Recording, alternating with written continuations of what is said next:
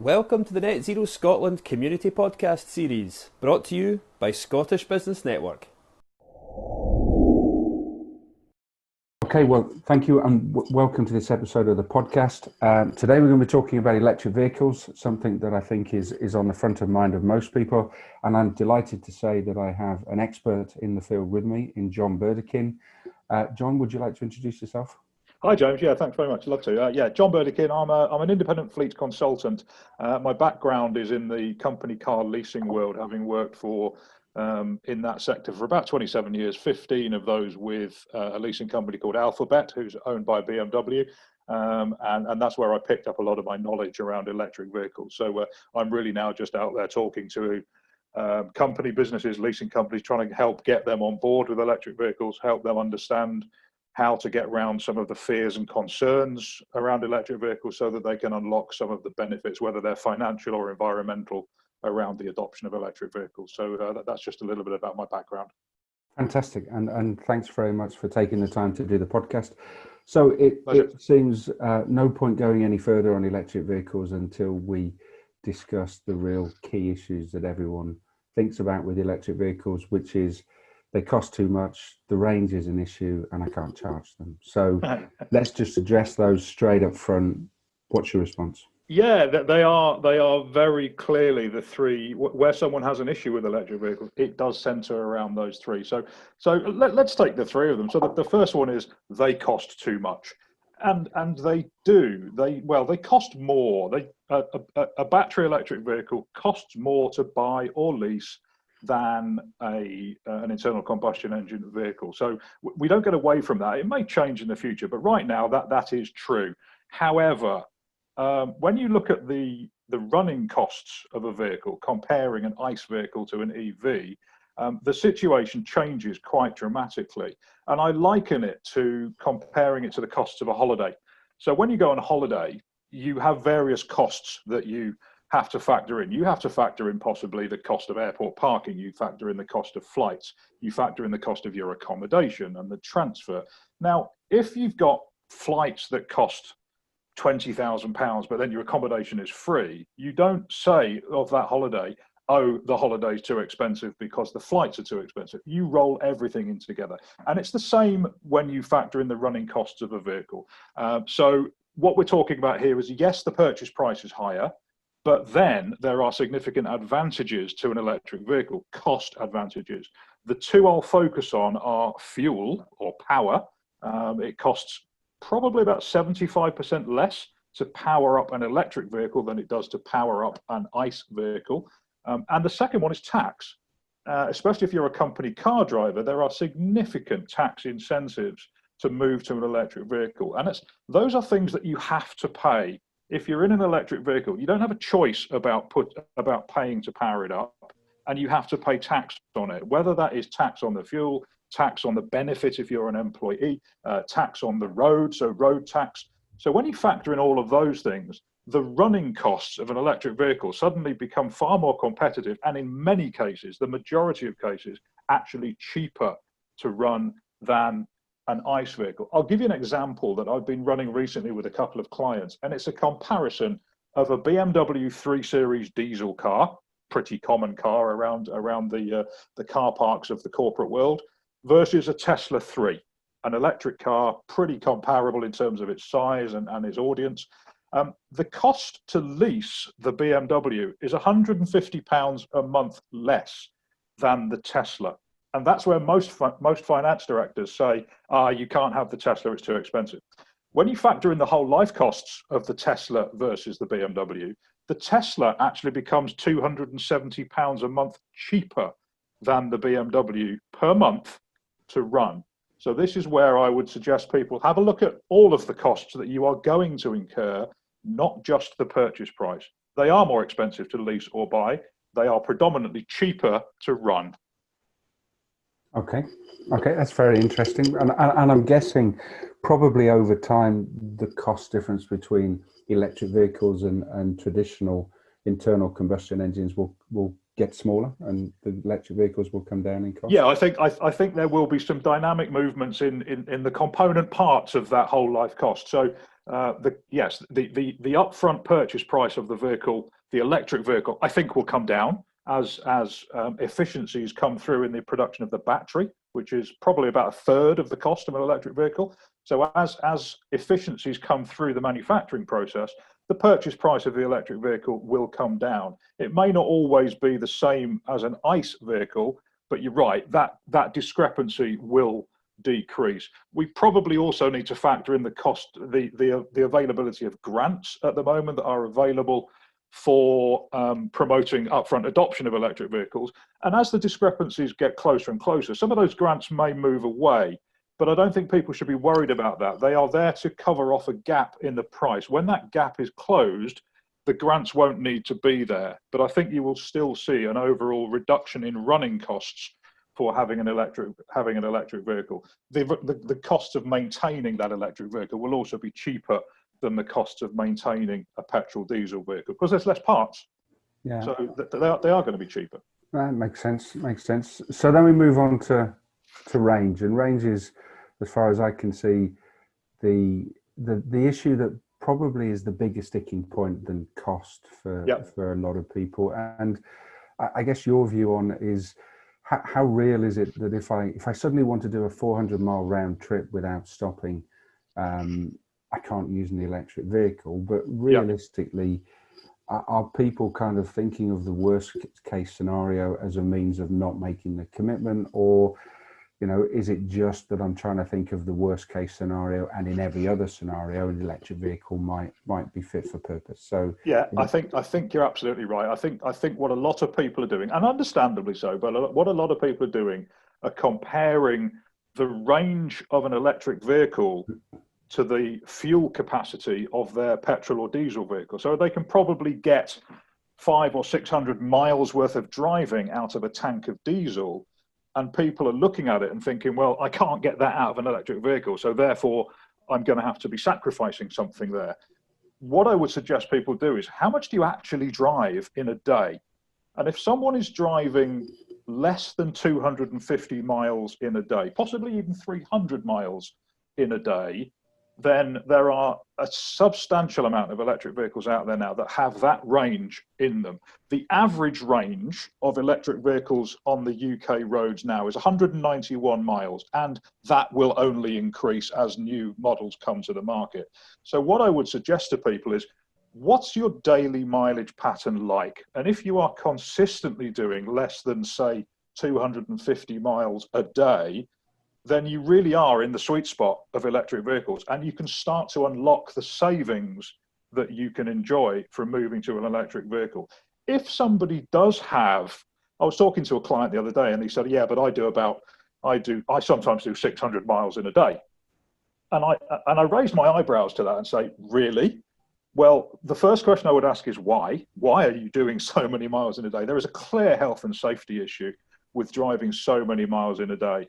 But if somebody has an occasional long journey, let's say they've got family down in Cornwall, or they take their caravan down to Cornwall and they've got a long drive, there are still options for somebody in an electric vehicle. The first option is you can stop and put 100 miles of charge in your vehicle through destination charging. So you're not limited purely by the range of the vehicle. You can top it up along the way.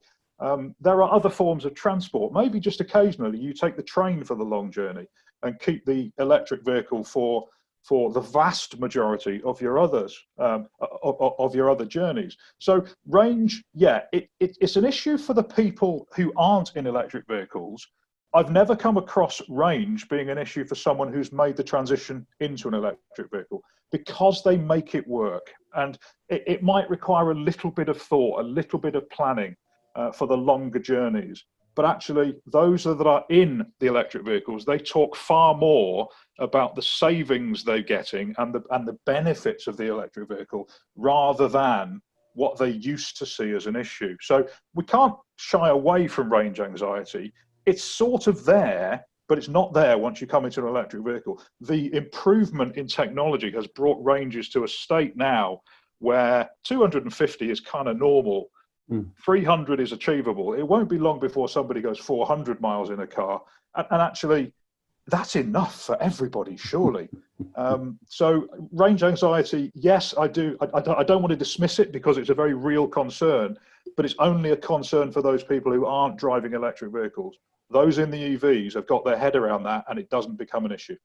Yeah, no, and you often find people in electric vehicles are kind of slightly evangelical about all the benefits of them and the way that it works, but it's range is still a constant thing that people kind of talk about, and as you say, I think it's probably, I haven't made the switch to an electric vehicle yet, but certainly it's something that's probably more comfortable when you've made the commitment than it appears to me before you've done it. It is, and I think the norm for a typical household, and I'd be an example of this, is I've got an electric vehicle, but I've also got a BMW 3 Series diesel for myself and my wife, and we mix and match those cars. It's not my car and her car, it's our joint cars.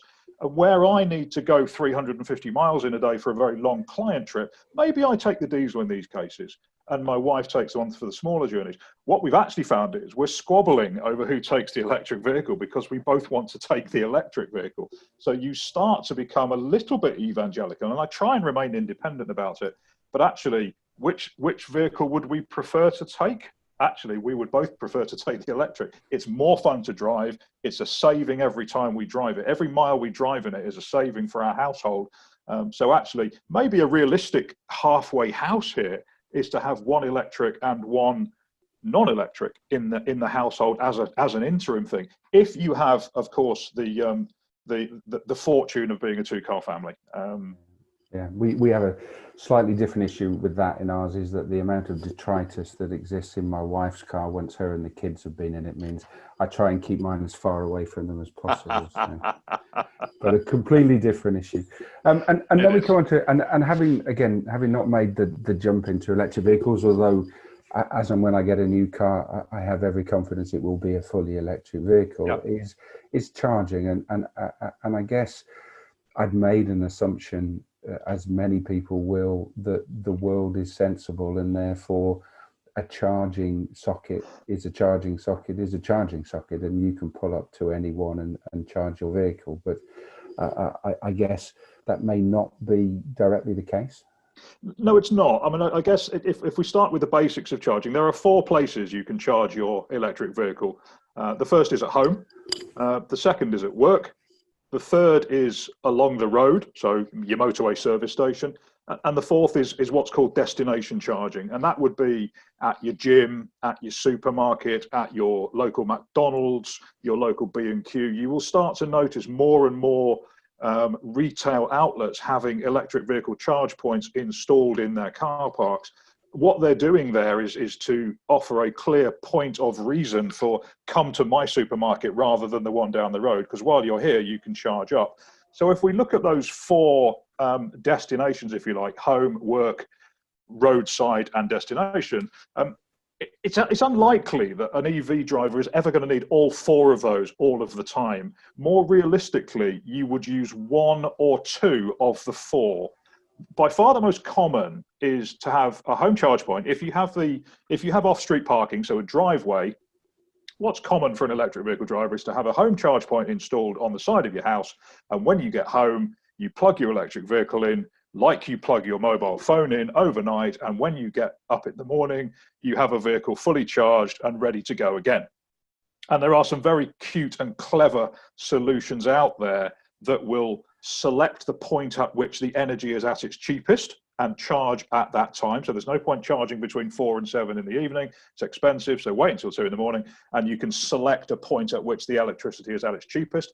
But also there are solutions out there that can select the energy when it is at its most sustainable and greenest.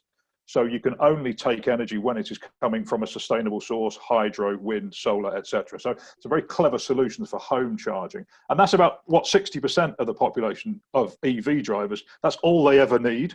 Because if you drive less than 200 miles in a day, typically, that's the huge majority of people.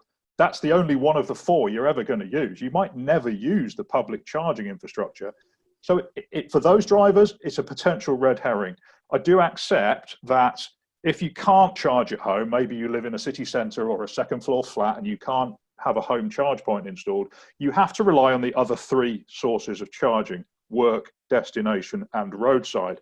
So that takes a little more thought. It doesn't rule it out, but it means you've got to probably do some planning to say, well, if you used to do your shopping at Sainsbury's, but Tesco has got a charge point there, maybe you just make a couple of small changes to your lifestyle and you can get charging on the go. And if you only do, I don't know, 300, 400, 500 miles in a week, you're only really looking at charging your vehicle up once in that time, possibly twice. And you can do that on the go. It is more expensive if you charge by the roadside, but then it's more expensive to fill your petrol or diesel car up on the motorway too. So they should only really be saved for emergencies. When you're running low, you need an extra 50 or 80 miles in your tank to get back home again.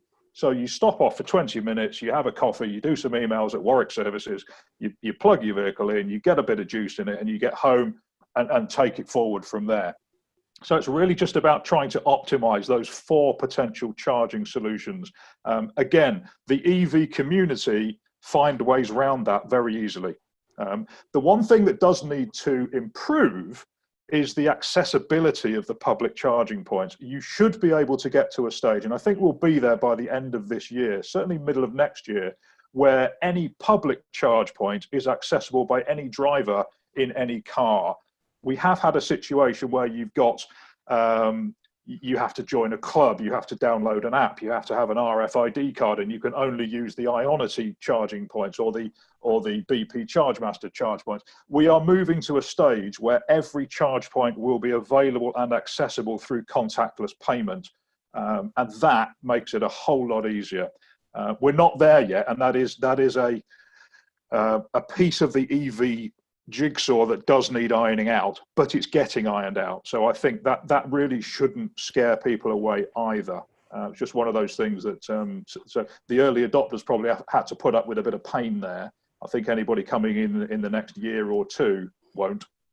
When you read about it, Tesla seems to have the best infrastructure. If I drive a car that isn't a Tesla, can I use a Tesla charging point? Very relevant point at the moment. Strictly speaking, no, they are only for the Tesla community. I've seen a bit of a glitch in their software in the last week or so, where actually anybody was able to use those charge points. I can see, but it was only a technical glitch. It wasn't a marketing ploy. But I can actually see Tesla opening those out to other drivers in the future. I have no link with Tesla, but I can see them using that as a marketing opportunity and a source of income. So if you're driving a Nissan Leaf or a Kia e-Niro or whatever your EV is, then yeah, they may well become a charger of choice. Right now, it's a benefit for the Tesla community. And yes, I have to say they are the best, quickest, most reliable chargers out there. So credit to Tesla for that. But the ZAC connectors are all universal. There's no, I can plug any charging point into any car. Is that right? Almost all. There are two types. There's a CCS and there's a CHAdeMO. It's called a CHAdeMO supplier, and so it's almost the VHS and the Betamax scenario, where ultimately one wins out and VHS won against Betamax. Well, CCS and what's called Type 2 charging is winning out over CHAdeMO. So 5 years ago, it was some cars had this charge point, some cars had that charge point, but we are moving very quickly towards a universal charging solution where everybody will have a Type 2 and you will be able to use your charger in any charge point, whether it is public destination. So there really shouldn't be any issues going forward from there. There are different speeds of charge. You could charge your electric vehicle up with a 3-pin plug if you wanted to. It would take you a very, very long time. It would take you 24 hours to get some significant mileage in it. It's not really a feasible solution, but it's an emergency last ditch resort.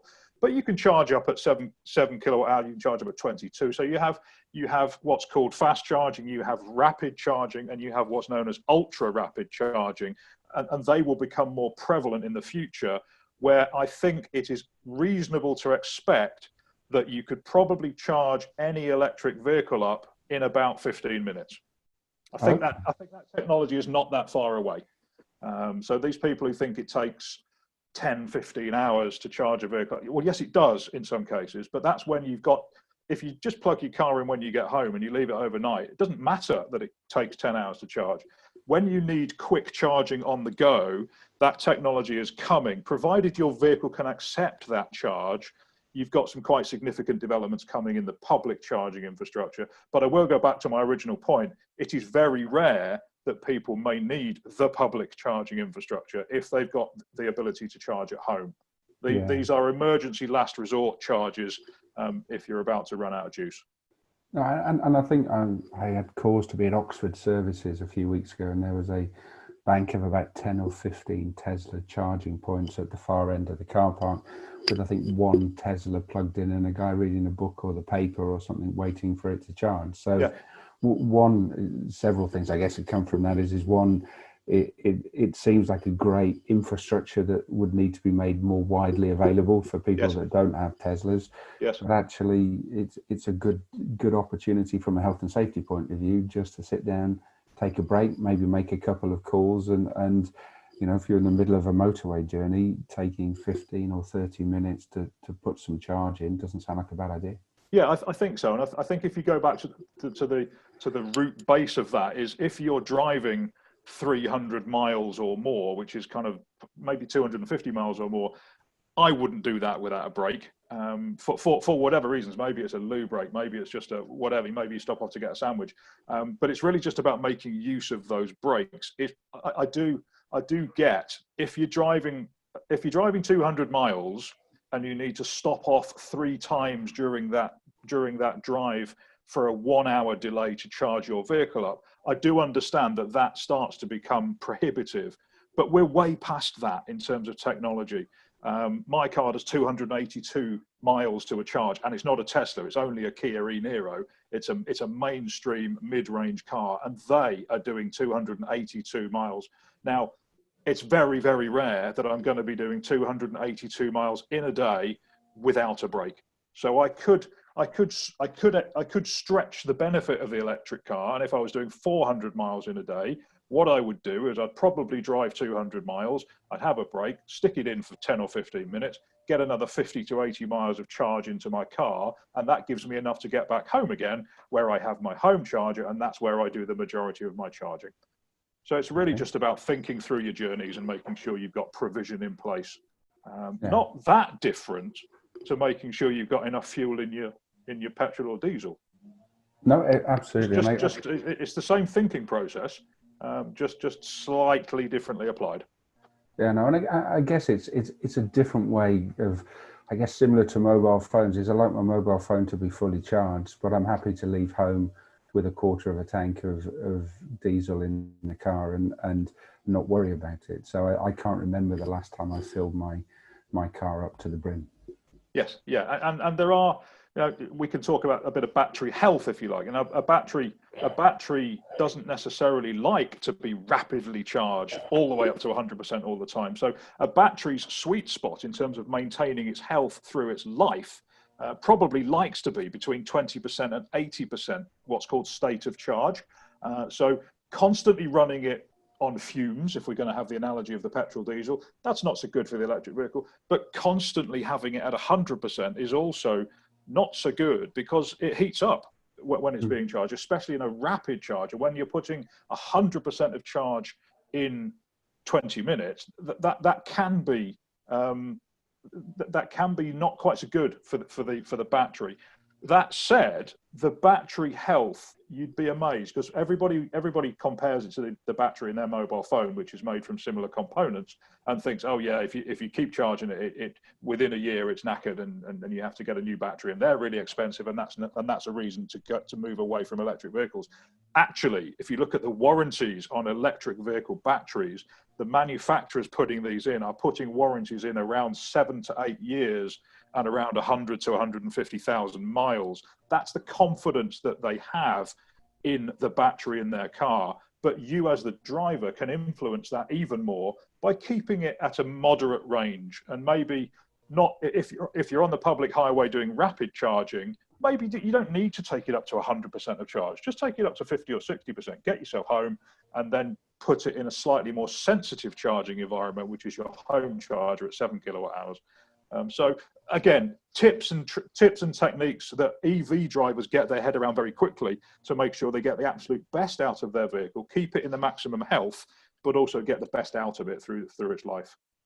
Okay, very useful. Thanks, John. So we've got about 5 minutes left. It would be really interesting to kind of move into practical steps. So if I'm a business, I don't yet have electric vehicles. Yeah.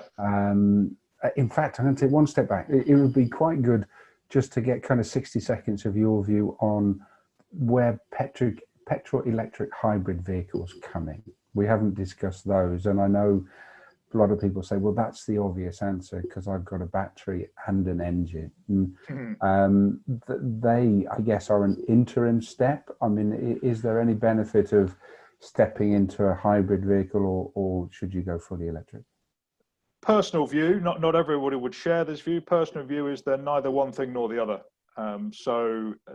What you see is you have a vehicle that's got a combustion engine and it's got the ability to do 15, 20, 30 miles of electric range. Once you're through that 15, 20, 30 miles of electric range, you're in a highly combusting vehicle that costs a lot of money to refuel. So the CO2 emissions are not great on those. They're better than diesel in some cases, but actually cost-wise, I would think, actually, do you know what? I'd be looking probably, if I can't make the switch to full electric yet, and bear in mind, you'll have to by 2035, I would probably be going for a really efficient diesel or a really efficient petrol engine, depending on my mileage, because I think hybrid, certainly, well, self-charging hybrids, I can probably rule out. I don't think there is such a thing. Petrol hybrids, I think only if you are doing the kind of mileage that you can do within the electric range of the vehicle, which is severely limited. And then if you want to have the comfort blanket of a petrol diesel in case you run low, then okay. But actually, if you're doing any more than a drive of 15 to 20 to 30 miles, I don't think the petrol regularly, I don't think the petrol hybrid really serves your purpose. If you're doing it because you're scared of running out of power in your electric vehicle, worth noting here that I've got a good friend who works for the AA, and the amount of electric vehicle breakdowns that they attend that are as a result of people running out of power, what would you think it would be, James? No idea. No idea. It's 4%. Okay. So this fear of running out of power isn't actually there when you drive an electric vehicle. And it's worth also noting, if you've ever run out of petrol or diesel in your car and ground to a halt, I've done it once. If you do that in an electric vehicle, I bet you don't do it again, because you don't do that in a petrol or diesel either. It's the same thing. You make a mistake, you're caught short, and you run out of juice. You get yourself sorted. But actually, coming back to your question about FEVs, if you're just taking a FEV for that comfort blanket of being able to get out of a spot, it's only 4% of people who've ever fallen into that spot. I appreciate that's just the AA stats, but they are a significant player in the market. So I would say do the maths, do the sums, and try and get yourself into a full electric vehicle. If that doesn't work for you, you may be better off. If it doesn't work for you for mileage purposes, you may be better off in an efficient, low CO2 diesel or petrol than you would in a plug-in hybrid. Okay, good. Last kind of thing for this is practical steps. So I haven't yet made a commitment in my business. What's your advice? The first 2 or 3 things that I should do to actually decide what's right for my business and when it's right to make that change? Right. Okay. So I've developed what I've called an EV roadmap, which helps businesses make the transition. The first stage of that roadmap is what I've called an evaluation stage. You need to scope out the landscape of your fleet. If you've got 5, 10, 15 vehicles in your business, you've got to do the maths really on who could move now into an electric vehicle, who may need to wait a bit and who needs to wait a bit longer. And there are 4 considerations to work out whether somebody can move into an electric vehicle now. Are they in a contract on an existing car, in which case they can't move because they're in a contract? Can they charge at home, in which case that makes it easier for them to adopt an electric vehicle? What are their daily mileage patterns, and is that conducive to an electric vehicle? And what kind of vehicle are they driving in terms of style? And I'll use the example of somebody who's got 6 children, plays golf, and has a baby with a pram and a pushchair in the back. They need a lot of space in their vehicle, and they may be driving a people carrier now, and that style of vehicle doesn't exist in the electric community yet. It will, but it's not there yet. So is the right type of vehicle available? So if you can tick all of those 4 boxes, then there's the next stage really is to look at the sums, do the analysis of the whole life cost of your current vehicle versus the whole life cost of your proposed electric vehicle, and work out the sums. And they are financial sums and carbon sums. A situation you know very well, is to work out how much you could save by moving to an electric vehicle. And once you have the size of the prize in front of you, then the 3 barriers we talked at the top of the podcast, suddenly you're starting to look at how can I get round those, because I've got an incentive, a financial and an environmental incentive to get round them, rather than these are reasons. I've not done the sums, I've not looked into it, but I'm going to put the barriers up anyway. So I would say scope out your market, see who could move, then do the analysis and the sums and the financials. The next stage is to make the transition, and that is look at the charging infrastructure you need for yourself and your business. Do you need workplace charging? If so, how much? How many of them do you need? How much do you want to spend on those? And then really the next stage is the operation phase, is to address your HR policies, your carbon policies, your business mileage recharge policies, your daily rental policies, possibly car sharing, carbon offsetting, and looking at the operational phase. So 4 stages for me: evaluation, analysis, transition, and operation. And that should take everybody right through everything they need to consider in the adoption of electric vehicles.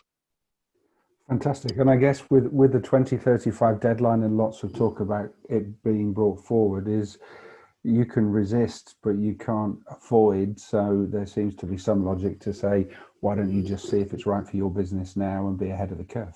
Absolutely. I talk to a lot of businesses now and sort of say, well, you're going to have to be 100% electric in your fleet by 2035, because you won't be able to buy petrol or diesel or hybrid, by the way, by 2035. So you've got to be electric. So how are you going to get there? What's your plan? And why not try and look at that plan, as you said? Why not try and embrace that plan earlier? Because the earlier you embrace it, even if you can't get 100% of your fleet across to electric now, if you get 30% of your fleet across now, and another 30% across in 3 or 4 years' time, and another 30% across in another 3 or 4 years' time, you are making savings along the way, both in financial and environmental savings. So my message to businesses is look at what you can adopt right now, rather than resisting it as some kind of penalty you're going to incur in 2035.